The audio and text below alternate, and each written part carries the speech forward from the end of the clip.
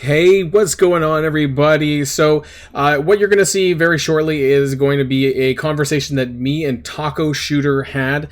It ran quite long. So, what I have done is I've clipped the video into what's probably going to be three different videos. So, if it seems like that it cuts off a bit abruptly, that's why. So, we're going to be doing this in a part one, part two, and part three fashion. What you're seeing in today's video is going to be the part one, and I'll be releasing the other versions of this in the next couple of days as time goes on, because we were a total of an hour and 20 minutes, and instead of releasing one video for that long, I'm going to be breaking it up for you all. But I think there's some really good conversation here, and also he was on to kind of help me, get my roster going a little bit. So we'll be talking about that more, and we'll be having him to talk about it as well. So let's get into it.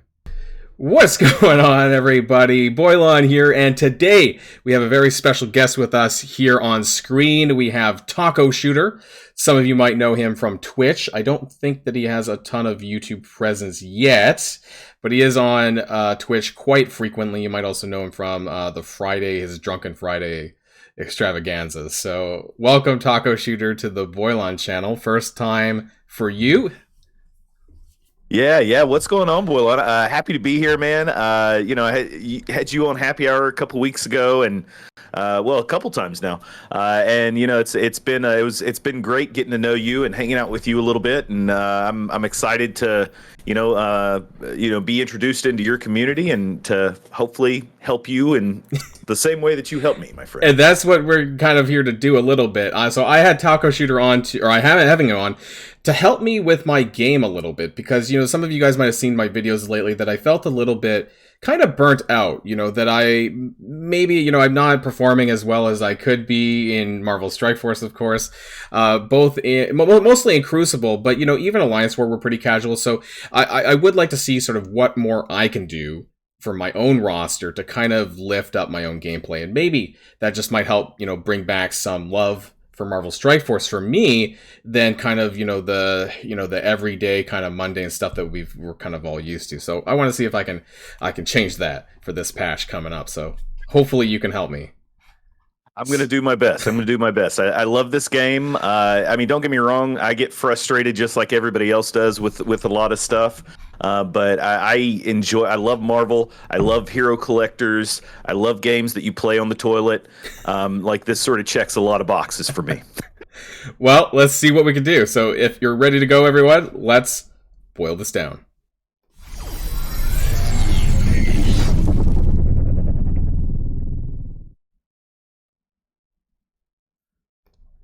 And we're back. And so we're going to start here in Alliance Raids. Funny, I did not even do my Doom 3 when I woke up this morning, so bad me, but it's only been like 2 hours, so I'm not going to be doing that on the video here, obviously. But we're doing Doom 3.2, and I've had a lot of people, come to me and say, Boilon, you should be doing a lot more, based on my TCP of my roster, which we did say before the video. I think it was, what did I say, 27 million? So, yeah, 27 mil. That I probably could be doing, I've had a lot of people try to poach me. So I'm a leader of my alliance, and I've had people try to come to me, especially after Alliance War, like, hey, do you want to join us? I'm like, well, that's kind of weird, because, I'm leading my own alliance, right? I'm not going to dump them. But they often, say, and people say on comments, that I could be doing more, 3.3, 3.4, but I'm not. And, part of it is that I am kind of lazy. I do sim a lot, I'll be honest. I'm not going to sim. So I go left. I'm not going to sim skill, because I think that's very risky, and I don't think I've ever really successfully done that. However, I do sim bio on occasion. I'll probably manual the first node. It doesn't take very long. And then I chuck my gamma at 2, and then often it does work at 3.2 with how high powered my gamma is. Yeah. And then sometimes what I do with the boss is I just chuck both of them on sim. Gamma first and then Web Warriors, and it works. And again, that's me just being lazy. I could have done it in one attack, but it's just time, screen time, that I'm like, whatever, right? And then I do that, and I do the exact same thing on tech. So I think we talked about tech. It might have been on your stream recently, and so I do auto sim with my Bionic Avengers on tech 1 and 2, and then I manual the boss. So I found a way for me, at least at 3.2, to really and maybe I'm not actually playing the game at all. And I don't know if maybe that eliminates the fun part of actually playing the game because now I'm simming everything, right? And so that's the Yeah. balance. We all asked for a sim button, and here I am complaining about lack of fun, right? So Yeah, no. So that's a great subject to talk about in general. So raids are sort of a touchy subject for me because I always enjoy whenever we get new raids. I love when we get new raids and new challenges and get to sort of go through that. And I think that's sort of a common denominator across the board for most people in the community. Every time a new raid comes out, people are excited to test it out, to see what it's like, to go through the progression, to get the reward, the first time completion rewards. Like there's a lot that's exciting about raid when it's released, but it becomes a mundane task that you're just doing over and over and over again, and that repetitive nature uh, is I think that's going to be a common theme that we talk about a lot during this conversation. That when you don't have that opportunity to do something different, it becomes it becomes like work. It becomes a task that you have to do as opposed to wanting to do. And that's where the sim button comes in handy when you just don't want to deal with the task anymore. So I guess what I'm wondering is if I go up in difficulty, will that increase my fun factor, or will I guess that's a personal thing? Am I gonna just feel like now I can't sim it right, and so therefore now I'm spending more screen time, which sometimes I don't want to do. So that's So what I I'm concerned guarantee about. you, no, I guarantee you, as soon as you go up in difficulty factor, you're going to have fun because now it's a new challenge. It's something to think about, and you haven't been thinking about it. But how long does that really last? So at some point, that's sort of where I am now, where doing raids just isn't fun for me anymore because it's the same thing over and over and over. I feel like I could do the battles in my sleep. I'm not able to just sim everything, but I can one shot everything without issue. Make sure that my cooldowns are set up and appropriate and whatnot. But it's just that repetitive task that I don't really get to enjoy because it's again, it's just redundant. But when we talk about the other game nodes later, like you get into war and you get into Crucible, those are things I really enjoy because it's not the same thing every war. It's not the same defenses. Like some of the defenses are the same, Yeah. but they don't play the same because those characters are built differently for everybody that has them. Whereas Yeah. Raid, it's identical every single time. I will say one thing that was a positive experience for me was that they lowered the first time rewards and therefore to get to the next difficulty to 60%. And for someone that's not in a hardcore alliance does struggle to get 100%, like we would have to do maybe on a Sunday, like once a week, we would have a push day. That's basically what we do. But this 60% has really allowed us to go a bit further than we normally would have. Maybe I wouldn't even be at 3.2 if it wasn't 60%. I don't know. So I think that once Death Seek comes out fully, I'll probably break into 3.3. I think we can break into 3.3. I don't know if we'll be farming 3.4 because I kind of heard, there's some struggles with existing teams and that, there's some RNG and maybe I won't have a lot of fun with that. I don't know. But I do want to kind of get up a little bit further. I'm just kind of waiting, and a lot of us are waiting for Death Seek because I told my alliance not to really invest too much into Astonishing X-Men for the last couple of months, actually. I said that.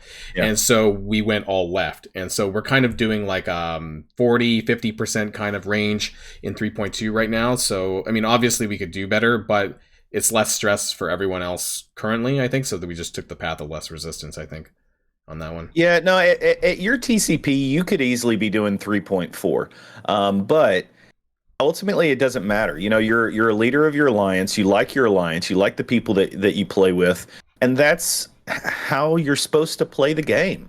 If you're having fun with the people in your alliance, then you're doing it right. And it doesn't matter if you can do more, as long as you're happy with what you're doing.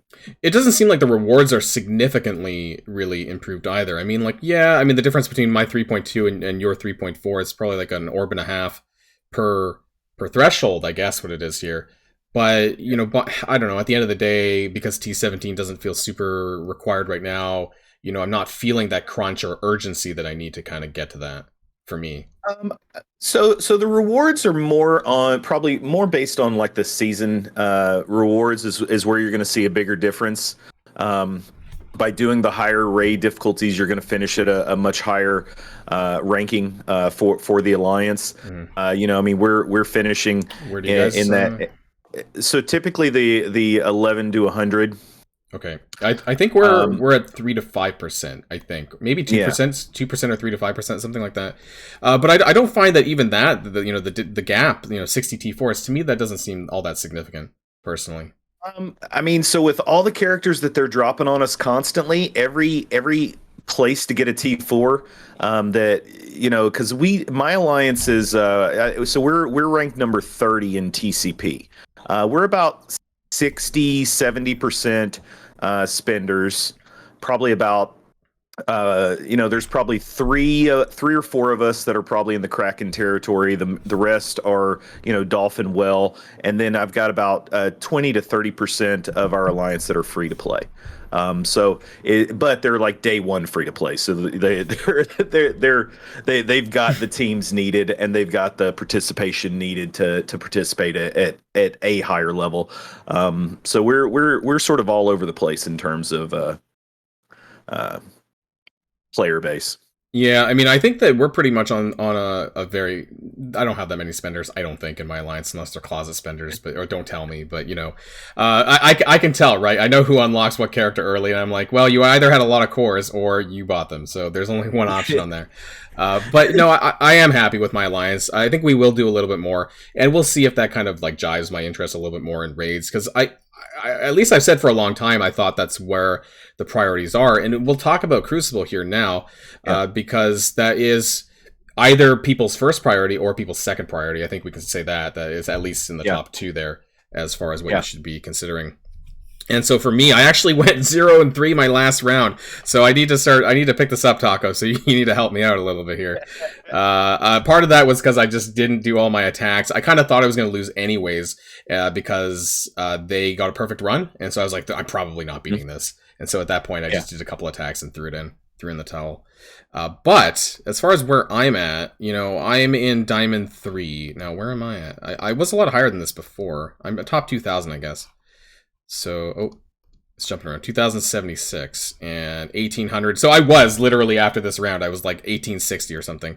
And I dropped down there. I'm still in Diamond 3, though.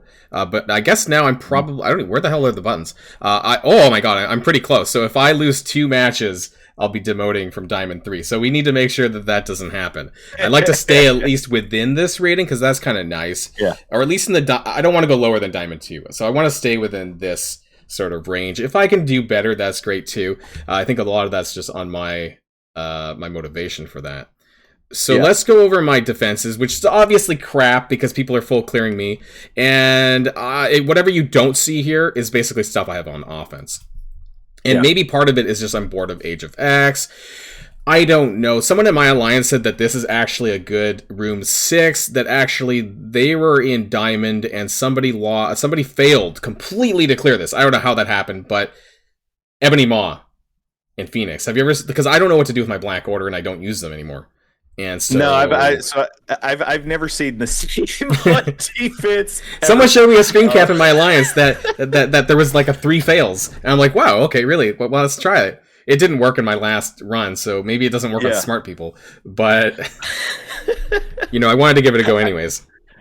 Yeah, absolutely. I mean, so you've got three legendary characters there, right? So you've got so that's a significant thing. However, while Phoenix herself does get the spawn, additions and whatnot. The Dark Phoenix, once she appears, that's a new character. It's a summon. It's not a spawn. So you don't get at least my understanding of how this room works. You don't get the extra legendary abilities, even though she has a legendary tag. I think the reasoning for the guy in my alliance who was talking about this was just basically to hide Ebony Maw for a little while, and then if he gets to his ultimate, he gets that 2 turn of slow, and sometimes that can and maybe even the offense down, might be enough to sort of hemorrhage the team a little bit while like Bishop kicks their ass. I guess is probably the idea there. Yeah, I don't know. I'm not sure. I mean, so for something like this, I would probably just go in and mop it up real quick with Wakanda and not really think twice about it. And we need to The talk about that because maybe I'm coming up against a lot of people in my bracket now who do have, some variation of Wakanda or War Dogs, but I Yeah. don't. And so maybe that's kind of left a team that I don't have that makes things a bit tougher for me. So I kind of want to just look at my teams more broadly. So I have, Gamma on the defense. I don't know. Should they be in room 6? Or is Yeah. 5 fine? I don't know. Where do No, you normally see so it? yeah, so Gamma in room 5, you're gonna get that team's gonna get cleared by Uncanny the majority of the times. Somebody's just gonna go in there with a standard Uncanny team, and they're gonna punch up on them 300-400K. So would you recommend 6 then over 5? Yeah, I would absolutely move them over to 6. I'll change. I'll fix this. Yeah, Maybe yeah, there. so, I don't know. Latent power. Maybe there might be a bit better. yeah, And then absolutely, remove and then change absolutely. Ebony Maw. Well, Probably switch them back I was up. gonna say pull Yeah. Ebony Maw out, throw in Wolverine, and I think you've got a. Wolverine, but then that. What about Weapon X as a team? Because I still use them. I don't. Yeah, so I don't use Weapon X. I find that I'm using I do obviously use Omega Red, but I haven't been using Weapon X at all for the last I'll put him probably in. And 3 or I'll put 4 him weeks. just now. So Young Avengers is that fine in Room 5? I mean, like, should I be using them on offense versus defense? Who would they count? Who would they counter in Infinity So Watch on defense or? yeah, so Young Avengers does a lot of counters. Obviously, they counter they so Young Avengers can counter Wakanda. Young Avengers can counter Infinity Watch. Young Avengers in general is just such a fun team to play with. They also counter Weapon X. They do a lot of things, and I think that could be where you're missing out on a lot of the fun that is Crucible, because Young Avengers is one of the most enjoyable teams to play with in the game. Like their I was the synergy. first person. Like I talked very highly about Young Avengers when they first Yeah, came out, and I think I said it before a putting lot them of on the content defense. creators. Yeah, no. That's exactly it. Putting a team that's fun to play with on defense absolutely takes joy out of playing the game. So why people would want to do that? You're sacrificing your fun for a Crucible match.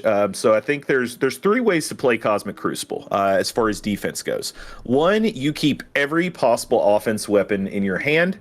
And what that does is you're not going to win a lot of matches, but you'll win a few because you'll accidentally have better efficiency than your opponent. But you'll always get the full clear so that you get those the Crucible points and whatnot, and the Crucible credits, I should say. Yep. So that you can continue to farm that store, which I've very much look forward to continuing to talk about both here and privately, because we got to get you to finish all of your matches. Get those It's points, because man. when War and Crucible are going on at the same time, that's when I'm like, when I feel a bit crunched on my time. I'm like, it's just so much going on. Crucible in 30 minutes. It's Yeah, but done. it's on the same day. I'm like, I have both of them running. I'm like, oh god, and that's when I just feel like, it's a bit much. It's on those days. But okay, let's get back to the counter. So okay, the teams that you mentioned for Young Avengers, I don't actually see much on defense when I'm playing against them. So Infinity Watch, Wakanda, whatever you said, Wakandans, like I don't see them on people's defenses. So that's why I'm just wondering what value I would get on the aside from the fun. I don't feel like I'm maybe seeing that frequently, the teams I would use them up against. So again, so you're gonna a lot of opportunity. You can use them against let's see, who else can you use Young The Avengers kind of against? teams Young that I Avengers- see on defense is Okay, like so Gamma, Darkhold, Unlimited X-Men, Tangled Web, and sometimes there's some randoms in there, but yeah, so you definitely can't use them against Tangled Web. You definitely can't use them against Unlimited. You can can't they use them beat against Gamma? No, because some people were talking back early on. People were talking about that, and so I guess that's not a thing anymore. I mean, you could probably do a decent punch down against Gamma, but as far as like a punch across or a punch up, if you've seen anybody be successful with that, they had some amazing RNG. That's the Well, only now thing that I can everyone's think of. building them to T16 and upwards, I guess that's going to be more and more challenging. So you got to put that in Oh my God. perspective as well. Yeah, absolutely, absolutely. Okay, so I'll think about Young Avengers. Maybe I'll swap it. Let me. Okay, this is messed up. My number 3. I originally had Tangled Web. But then I took Tangled Web for offense, and Mm-hmm. so do you recommend? Because I was going to use Tangled Web on offense against the Tangled Web. I would stick Emma Frost in there. I would win the Yeah. speed, and that's just how it would play out, and that would be easy. I'd stun Spider Weaver, and it was GG basically. So this was like an attempt at, I don't know, Death Seed. I had Dark Beast in there, but Dark Beast was too weak for me, and I don't think he really gave a lot of value. And then I stuck in Kingpin and Taskmaster because my Kingpin's pretty high up, and Kingpin's got that bodyguard on spawn. Yeah. And so this, because obviously it's not really a spider. I mean, I should probably move that now, just anyways, because I'm not getting any value out of Spider Mania here. But what do you think about this team? Maybe Dormammu's not much point here. So it's an interesting team. I think obviously Dormammu is best on offense in the current age of X that we're dealing with. He just doesn't. He's his revive is such a critical tool, and losing control of that, particularly in a game mode that is so favored to mutants, and there's so many mutants available to use. That it just makes it very tough because you never know what somebody's going to go in to smack around with that. I do like having Psylocke and Magneto on defense. I personally put them together with X Factor. Sort of a fun little combo because mine aren't built up very high, so I never did 7-star my Adam Warlock, so they're still sitting at like gear tier 13. And so Adam. Did you say X Factor? Adam Warlock? Yeah, X Factor. Like Dad Bros. Yeah, like so I don't have them built up very high because I skipped because you had to build them up for Adam Warlock, which I didn't really take beyond 6-star. Oh, so got you. I don't think putting them in here at G13 would be that useful. Yeah, so I tell you, I think Dad Bros are they're in a position where they're probably about to get a whole lot of love again. I think with the new Scourge that's coming out, that's going to give people a lot of reason to go back to investing into that team, which I don't know is the right move. But non-legendary mutants are such there's just no synergy there without the legendary components, with the exception of X Factor and Marauders. So who do I replace Dormammu with? Now, if I had Mr. Negative built, maybe I would just throw that in there to see what it did. But I don't have him, so I'm not really sure. Well, it's sort of what we were talking about earlier. So you've got on your other team, I recommended putting Wolverine in there with that sort of X-Men uncanny hybrid. I'd take Sabretooth. Now you've got true. That's gonna make Magneto pop off even quicker. He's Brotherhood. That's true. Now Sabretooth is better than Dark Beast, or I mean, I didn't find a lot of value out of Dark Beast. Maybe mine's not big enough, but I mean, he's like 125k, 87 right now. I'll get him to 90 soon. But yeah, I don't know. Eventually, maybe, but right now, I can almost guarantee you your Sabretooth is a lot healthier, a lot bigger. Yeah. And that's why I'd go with that route. We'll keep that for now. And number one, this is honestly just a throwaway. Like, I don't use them really. I think it's because if I were to add one of my offense teams in here, it would leave me with not enough offense. So this is kind of just because I don't have a big enough roster for Crucible to do that. And so we can go through. Maybe I can get to my save squads for Crucible. Now, I think... Now, not most of these are things I use on offense. So this is Infinity Watch. I do use them on offense because you didn't see them on my defense. I have Eternals, not necessarily this combo, but some set of speed Eternals or whatever. Often for... I still see Hero as Guardians. So sometimes I use that. I think I've managed to find a way to beat Gamma with Undying Eternals, I think, one time. I don't know if it's super reliable or not, but I did do it one time. Yeah. And then now Weapon X is broken. Maybe I should put Wolverine in that other slot in Axemen or something now. I don't know, actually. I'm not sure how often I do use these. Maybe a cleanup sometimes when I screw up. I do have Secret Avengers, Kestrel. Not necessarily with Emma, but sometimes. Black Order's pretty much garbage. I can probably delete this at this point. I don't think I've ever pulled them recently. And then they work as a good sack team. I don't know. You just want to get abilities out of the way. Have no idea what this is. They work well. I don't do that anymore. And then there's Darkhold. Now I pulled Uh-huh. off Dormammu, so I could do a Dormhold as well if I need to. Bionic Avengers, sometimes I still use them. Unlimited X-Men with Dormammu if I need to, or just standard Unlimited X-Men depending on what's there. Hmm. And probably not Dark Hunters. I think I used them in the past to beat Web Warriors, actually, with Yeah. Shang-Chi. Because Shang-Chi really kicks their face. So, Yeah. but I don't really use that too much anymore. So let's count. So I have a lot of random assortment of save squads, and so I got Tangled Web. Okay. Yeah. Now, what I'm using Tangled Web with all the time, I don't know.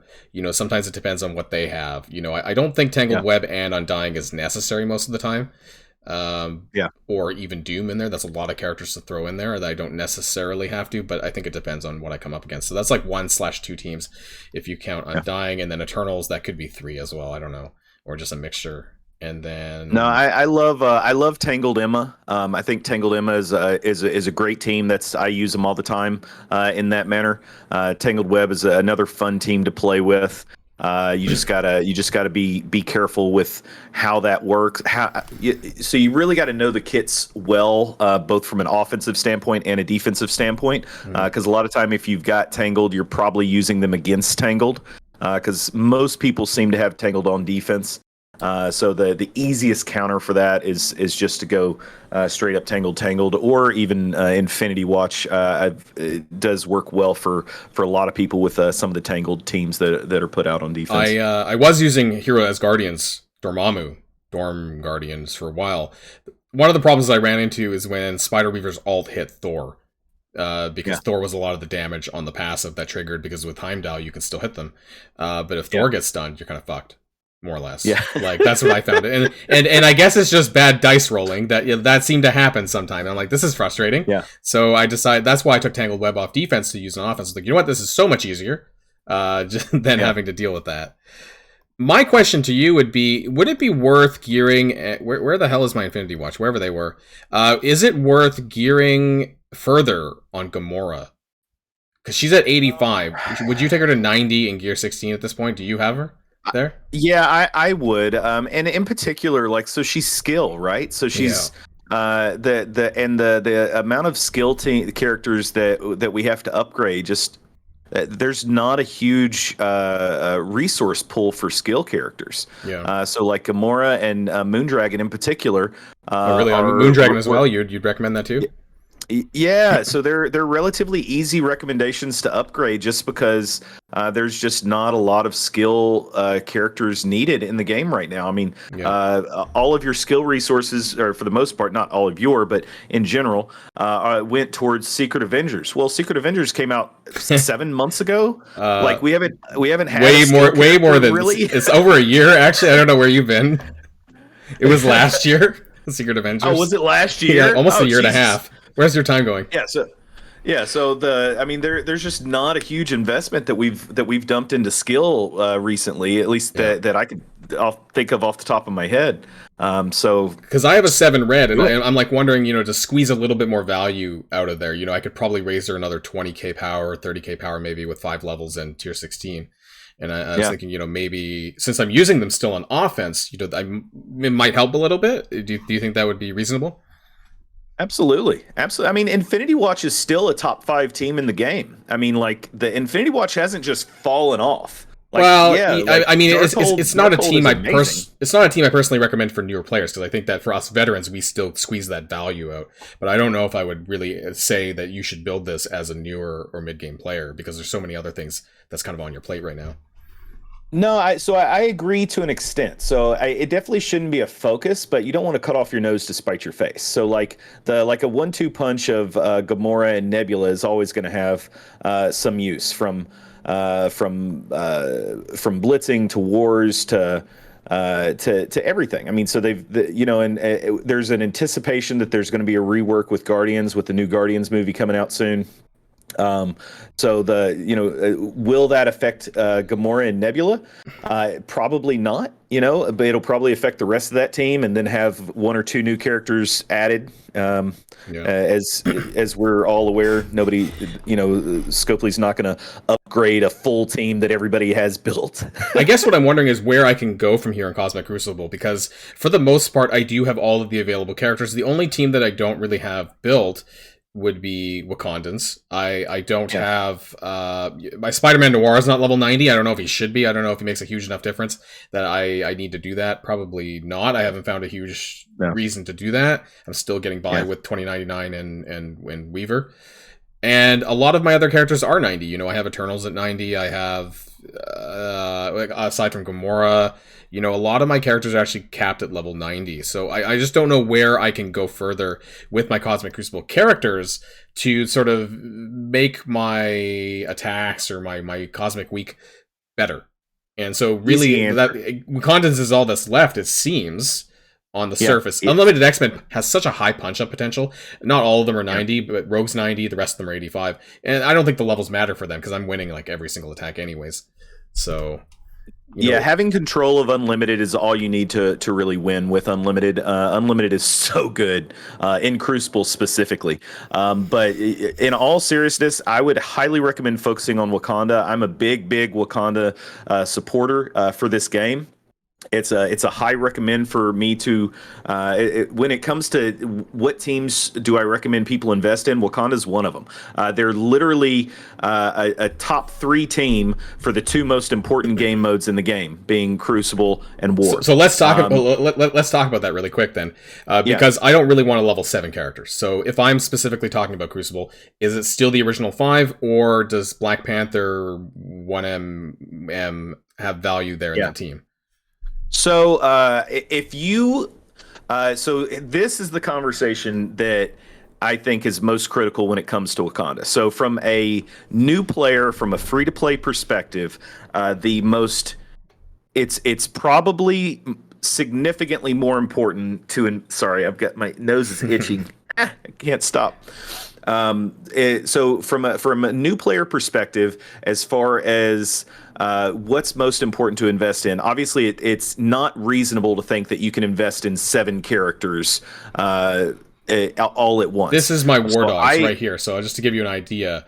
So and I need to get War Dogs on Nakia, but War Dogs is probably more important. They probably are. So, but can I get value out of War Dogs in Crucible or no? Absolutely, yes. So they'll still with Nakia, or should I dump Nakia for Killmonger? So in all seriousness, probably. If I want to keep Black Panther 1M, so I'd probably dump Nakia, right? Or no? So I'm stuttering because I don't know the answer to this question. So I've got both teams fully built. I haven't tried mixing and matching with the teams, because Crucible, there's no practice mode with Crucible, right? So it's live, and that's why that's probably why I lost this past week, because I was like, I was trying different things. I was like, but that cost me, so that's an issue. Absolutely. So I would say if you've got to invest in one or the other, I would probably invest in the War Dogs before the standard Wakanda team, just because I feel like War Dogs can be more impactful in Crucible than Killmonger and M'Baku can be in War. Does that make sense? Yeah. Well, I mean, I don't want to invest in all of them. I just want to invest in maybe one team or 1-5 that I can maximize my value on. And so you think the War Dogs, the 2 new characters, and these 3, that's where it is? Yeah, I've done a little bit, as you can see, but it could go further, obviously.